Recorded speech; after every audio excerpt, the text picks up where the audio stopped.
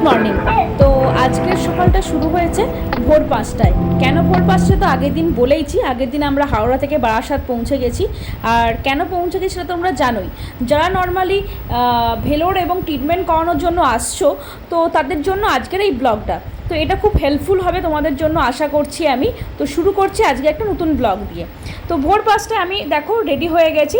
Ready হওয়ার পর মোটামুটি আমরা 4জন, আমি, অনি, মা, বাবা বেরিয়ে পড়েছি এবং নিচে ওয়েট করছি ওলার উদ্দেশ্যে। তো আজকের আমরা যে জার্নিটা তোমাদের সঙ্গে শেয়ার করব সেটা সম্পূর্ণ ফ্লাইটে, কারণ আমাদের ট্রেনের প্রবলেম হওয়ার জন্য তো শেষ মুহূর্তে এসে ফ্লাইটে আমাদের বুক করতে হয়েছে। আর সেই জার্নিটাই তোমার সঙ্গে শেয়ার করে নেবো। তো প্রথমে আমরা বারাসাত থেকে বেরিয়ে গেলাম সকাল সকাল। সেটা আমরা চলে গেলাম হচ্ছে ফ্লাইট ধরার উদ্দেশ্যে বিমানবন্দরে। তো সেখানে মোটামুটি আধা ঘন্টা থেকে 45 মিনিটস আমাদের লেগেছিল। যেহেতু বারাসাত থেকে দমদম খুব একটা দূরে নয়, তো তাই জন্য খুব মোটামুটি কাছেই ছিল। তো যাই হোক, এই রাস্তার ভোরের সকালের সুন্দর দৃশ্যটা খুব ভালোই লাগে।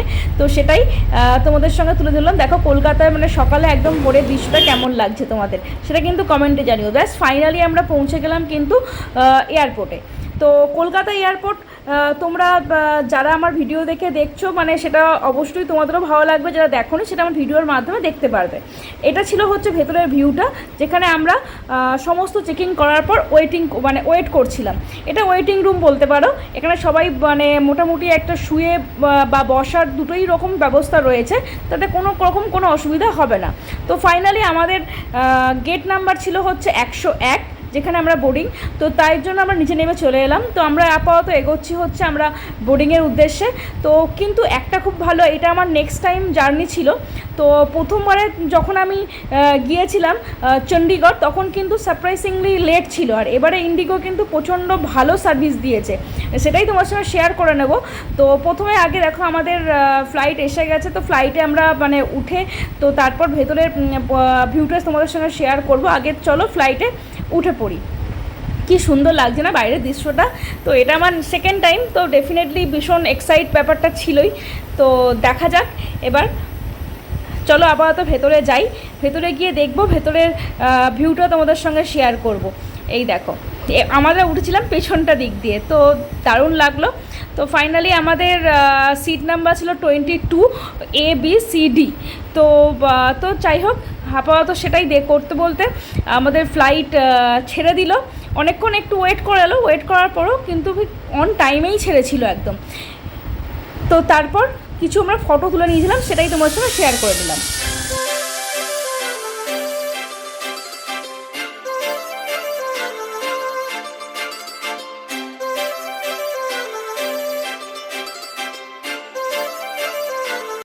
যারা প্রথমত ট্রেন পাচ্ছ না, যদি মনে করো যে ফ্লাইটে যাবে, তো আমি বলবো মোটামুটি অন্তত 1 সপ্তাহ আগে হলেও টিকিটটা আগে বুক করে রেখো। কারণ লাস্ট মোমেন্টে টিকিট বুক করা এবং প্রাইসিংটা প্রচণ্ড হাই হয়, তো যেটা আমরা ফেস করতে হয়েছে একমাত্র ট্রেনের জন্য।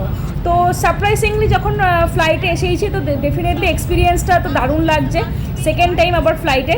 তো এটা ছিল মা বাবার ফার্স্ট ফ্লাইট। তো আমাদের অনেকবারই ফ্লাইটে চাপা হয়েছে, তো এটা ছিল আমাদের ফার্স্ট ফ্লাইট। তো আমি আর অনেক কিছুটা ফটোও তুললাম।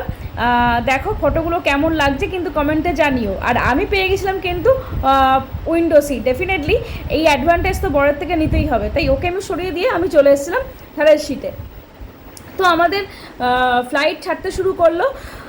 মোটামুটি অন টাইমেই আমাদের ফ্লাইট ছেড়ে দিয়েছে। তো দেখা যাক, ওপরে গিয়ে আমাদের ভিউটা আরও তোমার সঙ্গে শেয়ার করবো। যারা আমাদের মধ্যবিত্ত ফ্যামিলির পক্ষে মোটামুটি আমরা ট্রেনে জার্নিটাই প্রেফার করি। যেহেতু ট্রেনের জার্নিটা মোটামুটি 2 রাত্রি ট্রেনে আমাদের কাটাতে হয়, সেই জার্নিটাই আমাদের ফ্লাইটে লেগেছিল প্রায় 2 ঘন্টা 10 মিনিট মতো। তো ফ্লাইট যেহেতু আগে আমাদের ল্যান্ড করে গিয়েছিল, তো টাইমের অনেকটা আগেই। তো এটাই বলবো, যারা মোটামুটি ফ্লাইটে যেতে চাইছো, তো তার জন্য যারা অসুস্থ এবং এমার্জেন্সি, তারা ফ্লাইটে একদমই যেতে পারো। তার জন্য কোনো অসুবিধা হবে না, খুবই ভালোভাবেই তোমরা পৌঁছাতে পারবে।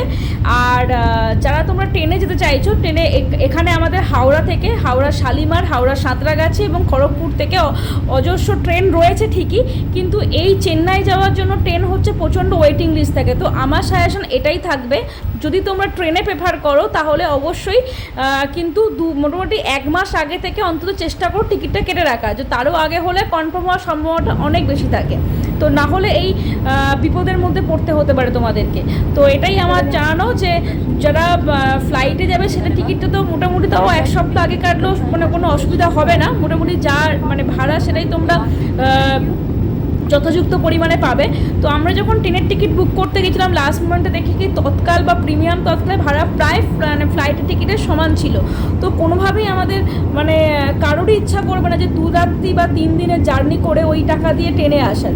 তো সবারই ইচ্ছা করবে যে মোটামুটি 2 ঘন্টার মধ্যে হয়তো আমরা এখানে পৌঁছ। তো হচ্ছে পার্ট 1, নেক্সট পার্ট আবার নেক্সট ব্লগে।